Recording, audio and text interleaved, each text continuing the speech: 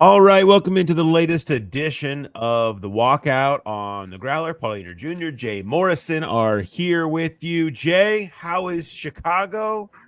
Have you dried out yet? I am dry because I'm indoors, but you might be surprised to find this out. It is raining again. It rained a couple times during the game. It stopped after the game, and now it's raining again right behind me out the window. Theme of the week, really, in Chicago is Absolutely. rain. Good news for you guys that made the trip. You were able to get the all important Friday off day for nice weather for you. So at least you got to hit up a Cubs game and enjoy a little bit of nice Chicago day. And then when you have to work, you'd rather it was crappy and raining anyway. Exactly. Yes. We had the nice off day, went to the Cubs game, went to the Cubby Bear. My first time ever at the Cubby Bear. We had a great Ooh. time. Love it. Well, the Bengals, I don't know that their the final score would suggest they didn't have a great time today, but I think like many preseason final scores, they can be a touch deceiving. Final Bears 27, Bengals 3 in preseason game number 2, but it really wasn't that bad. Certainly when you think in terms of things that actually matter for the season, guys that might actually be playing this year. And when we look at it through that lens, Jay, I don't know how different it felt live, but certainly from my view here back in Cincinnati, felt, like there was a lot of good to take away, more good than bad to take away from this game. Yeah, I mean, Chris Jenkins got his first sack. He can say it was against Caleb Williams, and Josh Newton had some good moments. He had some bad moments. He talked about that. It was a very up and down day. Jermaine Burton really surprised. I mean, not big. We saw him do it in practice on Thursday, but I thought he looked really good as a kick returner. He had two 29-yard returns. I, of course, went to the stats. And among all returners who have at least 2 returns this preseason, his 29-yard average is 5th in the league. So that's something. I don't know if this is going to end up being a thing or if this is just because Charlie Jones and Trenton Irwin didn't play today and Chris Evans got hurt Thursday. But I thought he showed some real promise as a returner. Beyond that, I thought it was the second team defense as a whole to pitch three and outs to start the game. I mean, it sounded as though the Bears' plan was to play Caleb Williams and their offensive starters for 2 series, maybe just one if it was a long drive. And 3 straight 3 and outs was a pretty impressive start for this backup defense. Yeah, I agree with you. I think if you're looking more broad brush, probably at what we saw on Saturday, you're pinpointing, I think, 2 things: the second string defense and the 3 and outs and the way that they looked and their ability to do that against a first string, but really the way the entire second string versus first string day went for the Bengals, offense and defense. Now, the offense didn't turn it into scores, but they moved the ball, and specifically on the offensive line, they reconfigured and reconstructed who they wanted out there and what positions they would be playing. And I thought the line held up fairly well for the most part, outside of a few blitzes that didn't get picked up.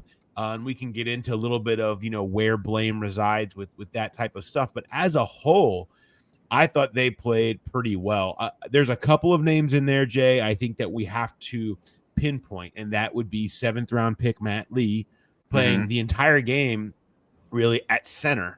After he didn't come in until the 4th quarter behind Trey Hill in the opener. We saw that change when we got into practice this week. All of a sudden he was mixing in. Trey Hill was doing some center and he was doing some center. They clearly wanted to see what it looks like. What does Matt Lee at center look like? They had Trey Hill next to him. And then they also had another move they made earlier in this week, and that's Jackson Kirkland out playing left tackle, something he did at the University of Washington, undrafted free agent from last year, who'd been mostly playing at guard. I thought he acquitted himself pretty well too. I thought that was pretty good for this offensive line depth question in terms of seeing what you maybe wanted to see out of that group. And I feel like it's coming in a little bit into focus for me. We'll see if that's the case for Frank Pollock. Yeah, I agree with you. I thought they, on the straight 4-man rushes, I thought they did a really good job in protection. And Logan Woodside talked about it. He said their protection was great. There were some missed blitzes, and you wonder if that's Matt Lee, setting the protections and just not seeing it, not identifying it. There was one where they brought multiple pressure. Travion stepped up and really did a good job picking up the blitzer up the middle, but then the other guy comes off the edge, hits Logan as he throws. It ends up being an interception. But yeah, I thought Kirkland looked good. I thought it was notable that they kept that 5 in there until about 10 minutes left in the fourth quarter. And then they brought in Jackson Carman and Devin Cochran. And I think that speaks volumes that Jackson Carman did not get in this game until 10 minutes left. I think there's enough tape out there on Jackson Carman at this point to know where he's at. And they needed to do what? They needed to explore other options. The same thing we said they were doing this week. They need to figure out who can fill that. And the thing is about both really Cody Ford, who is kind of a first guy off the bench playing tackle for you, and guard. He's more of a guard, but he's tackle in a pinch, who's been doing a lot of pinching lately. And then you have Kirkland, who was at guard and can play tackle. The flexibility there are critical in terms of filling out the back end of that room, where you can have Kirkland and Ford, and you're kind of covering two or three spots with two guys, depending on how you view it.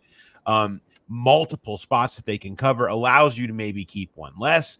And certainly it seems like it spells the end for Jackson Carman, something that we have kind of talked about, that it feels a little bit like beating a dead horse at this point, where you're seeing so many options emerge and where that thing lands. I just feel like it looks kind of clear.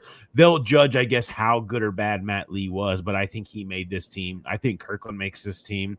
I think Trey Hill is probably the one who, well, you could keep him. I mean, maybe you keep him as a guard / center just to give you some versatility, extra person there or whatever. But I feel like Lee and Kirkland made the team today.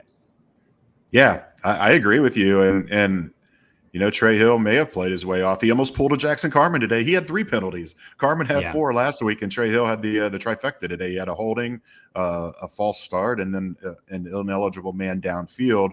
I wonder if maybe there's another tackle that is not on this team right now that might be on the 53, because Deontay Smith sounds like he's going to be done for the year. He's going to have an MRI tomorrow to confirm it, but it didn't look good. It doesn't sound good from talking to people. And now you're talking about your top 3 right tackles. All 3 right tackles on the depth chart are hurt right now, with Trent Brown and Amarius Mims, and Mims may be back for the opener. We were still in that several nebulous range, but they maybe go get a veteran that is out there on the street right now, just to have somebody with experience to get in here and get you through this joint practice with the Colts and the game even on Thursday, because it looks like this is the end of the line for Jackson Carman and Trey Hill. Yeah, the versatility is there, but I think he's a guy that you would feel better about if you cut him. No chance he gets picked up on waivers, and then you can put him back on the 53. A lot of people talked about Matt Lee. Some people had him as graded as high as a 4th round pick, so maybe there's a risk there if you try to cut him and sneak him onto the practice squad. Yeah, I mean, he's a 7th round pick, so you wonder how much interest there would actually be. But that said, does play well. The bottom line is, I mean, I think you can say cut Trey Hill, and if you get him on your practice squad, that's where you want him to be. And if someone wants him that badly, then so be it. It's probably where you look at it, and if you can save that spot elsewhere. Let's talk about let's get away from the offensive line here and talk about some other things that we saw today. Let's go with 2 straight games where we have to talk about Muma Jongmeta. I mean, the linebacker out of Wisconsin, undrafted. There has been this kind of hole around this 5th linebacker spot. We know the top 4 with Wilson and Pratt and ADG and Joe Bacci. But will they keep 5? They typically do. Would the things maybe change if they kept extra DBs? These are philosophical questions that they can get into at the end of the day. But Jongmeta's making it like, you better keep me, because I'm making plays. He comes downhill fast. He hits ferociously. He looks instinctual as a linebacker, and that's all great and fine and good. You know what might get him on this team was what we saw him do on special teams today. Yeah. He made hits. He was chasing, the punt return by Pettis that was for a loss. He played a big role in that thing, moving the other direction. He kind of shows up on teams as well, and Darren knows, like, that he has to have that if you're going to be linebacker 5. Like that is imperative. You have to be a great special teams player. And he's really showed well. Cedric Johnson too on special teams today, a guy who's a back of the roster guy who would be a special teams guy doing really well there. I think, man, star of the preseason so far, Muma Jalmeda. Yeah, absolutely. And then when people have asked me if I think he's going to make the 53, I was always like, he's playing fantastic. He deserves it. But trust is so important with Darren on special teams, and he knows what he has in Devin Harper. And I was like, I just don't know that's probably what it's going to come down to if Mumeta can make it on special teams. And today it certainly looked like it. And even the deep, we talked about the 3 and outs. That second 3 and out, or maybe it was the third one out, and they're running together. But Bears gained 9 yards on first down. And you're like, okay, now they're going to click. He filled the hole and it got a tackle for loss. And instead of second, it goes from 2nd and 1 to 3rd and 2. And then Chris Jenkins gets a sack on 3rd down. It was just he's playing his. And I say Mumeta before Muma. How do you say his first name again? Like Muma Jalmeda. We need to learn this. Muma. We're going to be saying it. Muma. I mean, it won't be long. Like just like it's T, they're just going to be mooing at Paycor Stadium. It's just going to be people mooing at every hit. Jalmeda, I got down. The first name I still struggle with, but I do. Yeah. I think he really made a statement today. And again, this is. I think it's going to. We're even going to see fewer people play on Thursday against the Colts, and he's a guy that's where he's going to really have a chance to make his final stamp for this 53. And if I were filling out a 53-man roster right now, I think for the first time I'd put him on over Devin Harper. I had him on after the first game, only just because it just felt like, he's just he's the type of player that you see undrafted guys show up at linebacker. And he just really showed up. They really liked him as an undrafted guy. They targeted him there. And I didn't expect him to come out and have a second game that looked maybe more impressive than the first, specifically on special teams. It makes it a little easier. I feel a little better about doing it. But it just, he feels like one of those guys that just has a camp and plays his way in and maybe turns it into a career. We'll see. To get more into, let's talk about Josh Newton's day. So you're right. Ups and downs. I mean, I will say this. I think the 3rd down where he ends up 1-on-1 against DJ Moore and blankets and gets a PBU on the slant is the best single rep by a Bengals rookie this entire preseason. I mean, against a real dude who just got a $110 million extension on a 3rd down, all starters on the field, you are 1-on-1 on DJ Moore. And he played it absolutely perfectly. He was all over it. He got the PBU. He didn't interfere. He showed that's a big boy rep right there. And so that, to me, I mean, that is such a flash. We've seen these from Newton, but to see it against DJ Moore in that spot where the Bears are trying to show who they are with their first team offense, and it was a good throw too. It wasn't like behind him where he got lucky. Everything about it was great. Is an absolute, like, this guy belongs. And if he's your 5th corner, you feel great, solidified, stamp it, triple stamp it, no take backsies, boom. Yeah. And he was really impressive post game, just the way he talked about the plays that went wrong. And I've got a story up on everything he said. He was really good. And even the touchdown he gave up to Dante Pettis, he said that was communication error. And he had the wrong leverage. And he said, me and my other defensive back, we weren't on the same page. He didn't name who that was, but he did say, that's on me. I own that one.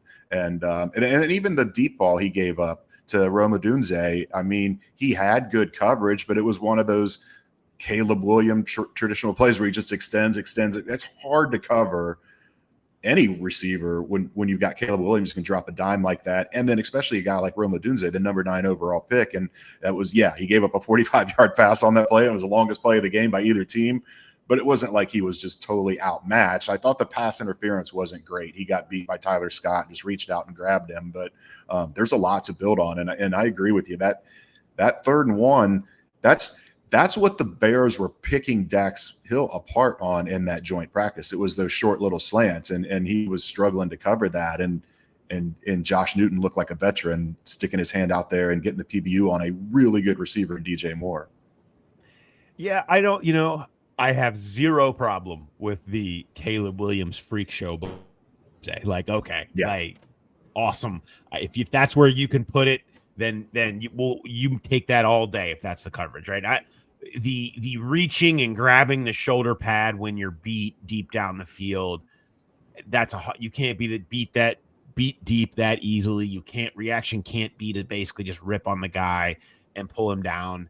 That's a bad look. The miscommunication, it looked ugly, particularly. I mean, he looked absolutely lost on the play because he was, like you said after the game.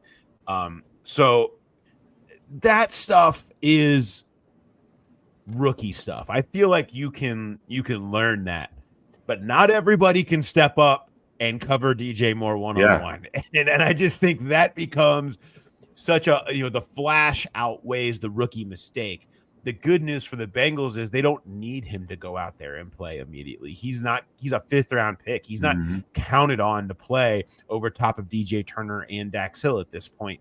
He can sit back, learn from these reps, learn on this, whether it's the scout team or whatever's going on from watching film, and feel more confident when he goes out there about some of that stuff about, okay, don't get beat this way or pull him down or make sure you do your communication in certain spots. That's stuff that's going to happen his rookie year, but showing, the piling on a little bit where every time he's out there, you notice him. Every time he's out there, he seems to make a play is so much of what I think you're looking for. Just don't keep making those other mistakes twice and 3 and 4 times. And so I take more encouragement over the ups today with Newton than I do, throwing any water on the downs. And I will say, I mean, yes, it was a bad look getting beat that bad. And then the DPI, it was a 4-point play. I mean, that's a touchdown if he doesn't reach out and grab the guy, and then the defense ends up bowing up and holding to a field goal. So, even that one little moment was an up and down play. It actually worked out best for the team that he did that. So, yeah, I'm with you. I think he's got a really bright future, and just his presence and his confidence and his composure and his maturity. There's, a lot of rookies don't look and sound like him when they come in, and he looks like he's built for this. He's not a 5th round pick. League missed. League missed on Josh Newton, I think. Okay. Ryan Rico. Not good. Not good enough. Numbers look better than it really was. Opportunity today with Brad Robbins with the hip flexor to grab this job, to say, I can be the punter. Like, you don't get a better opportunity than this. And I had a bunch of opportunities backed up, plus territory, everything you could want, a pin down shot. I had everything you could want from a punter to get a look. And it wasn't good enough. Like, it was okay. Half of them were okay to good, and then some of them weren't good. And the best one in the box score was maybe his worst kick with a 56-yarder is because of a bunch of roll. On True Media, we can look at hang time on all of these punts, and most of them, only 2 he had any kind of real hang time. Most of them were hanging around the 3.5 second range, and that's not where it needed to be today. Not if you're going to beat out someone was here last year in Brad Robbins. So he was fine. Like, I don't have it was okay. But for what I think he needs to be, I don't think it's going to be enough for him. I think it keeps Brad Robbins either in front if he already was. It certainly doesn't move Ryan Rico anywhere he needs to be. No, that the one you mentioned with the roll, it was a 56-yard punt. It was his longest of the day. It was a 16 yards worth of roll. So it was a 40-yard punt. Yeah. He had another one that looked identical to the Drew Chrisman AFC Championship game. Yeah. Low, short, right down the middle. You cannot do that. And they can't live with that. You're out there trying to win a job, and you're putting that kind of stuff on tape. He's got a big leg, but he's there. The inconsistency is something I'm not sure Darren can live with. Yeah, and we really didn't see the big leg today. I mean, even his No. biggest kicks weren't those that we've kind of seen in practice or last week against Indianapolis. So I think Brad Robbins hanging around, check. Brad Robbins is going to sit in the background and maybe holds on to this job by default. All right. So in the other news, I mean, we didn't get to this. We just missed this on Who Day Light, where I basically I said, can they just get Evan done? Like, can you just do it already? And then, sure enough, it was hours later. Evan got done. Evan and the Bengals agree. It's still not signed, so they weren't exactly talking at length about it. But that is expected to come on Monday with signing and press conference and videos and hoopla and all that stuff for Evan. But, about time is probably one thing you could say, but deserved a little low. I think Evan took it and said, you know what? I'll just take it. Fine. If you guys are going to I'm not going to haggle over a $500,000 or whatever it really maybe could be. I mean, you look at that 5.5 compared to what we've seen the upper echelon get in recent weeks. I mean, Evan should have felt comfortable being in the 6 per range. Yeah. That is no question. I mean, that's where the top of the market kind of is and has been. So I think he kind of settled and said, this is more than enough. I'd rather have the security and have it done than sit here and haggle and have it drag on. Is kind of what those numbers felt like to me. I don't know, Jay. Am I wrong? Am I looking at it wrong? I No, just I mean, I we'll kind of see thought it would be when the 6. I just guarantee assumed part it of would it be comes 6 or out. closer to 6. Yeah. Yeah, when the guarantee money comes out, we'll get a better idea. And I wonder too if he might have been good with 5.5 instead of the 6 range. It's just a 3-year extension, so he's going to have another bite at a huge contract in just a couple of years. These other ones, these guys are signing 4 or 5-year deals. So yeah, I was surprised by how short it was and by the overall money, but maybe there's concessions, like I said, on the guaranteed side. And it was funny. We were told before the game he was not going to comment on the extension because it's not official yet. And then Dan Horde, of all people, asked the question, and Evan gave a great answer about how happy he is and how thankful he's of the Brown family and how much they trust him and how much this puts him at ease knowing he's going to be here for 4 more years.